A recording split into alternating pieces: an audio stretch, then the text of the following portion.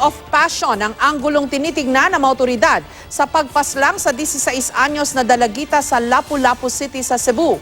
Ang suspect na 17 anyos at dating nobyo ng biktima, nagpanggap pa raw na ibang tao nung araw siyang nakipagkita sa dalagita.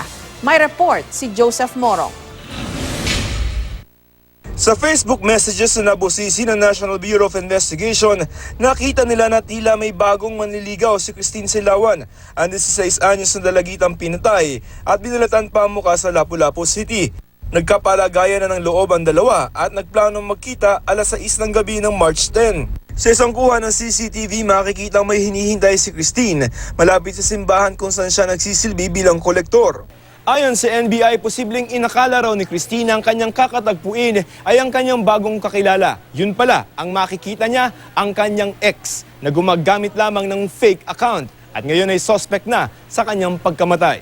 The suspect is so obsessed with the girl, pwede nag-create ng Facebook account using a different picture na napakagandang lalaki, niligawan niya si Christine.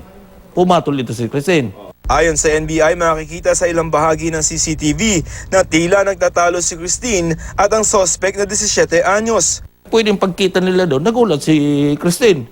Bakit itong kuwan ito? Hindi naman itong kausap ko. Ba't kasama sumama pa rin siya? Ha? Ba't sumama pa rin? Iyan ang tanong dyan. Nahuli nitong Sabado ang menor de edad na suspect. Ayon kay NBI Regional Director Tomas Enrile, umamin na raw ang suspect at may itinurong dalawa pang kasama sa krimen. Hawak na rin ng NBI ang t-shirt ng suspect na may mga dugo.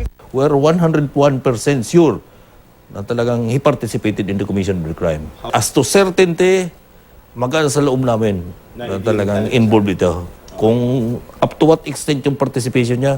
Sinampahan na kahapon ng murder in relation to the Cybercrime Prevention Act ang suspect na nasa DSWD Cebu na ngayon. Nagpasalamat naman ang pamilya ng biktima sa pagkakahuli ng suspect. Sa burol, may sisiw sa ibabaw ng ataol ni Christine.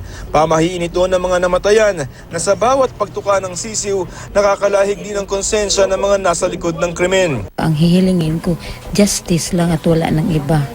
Joseph Morong, GMA News.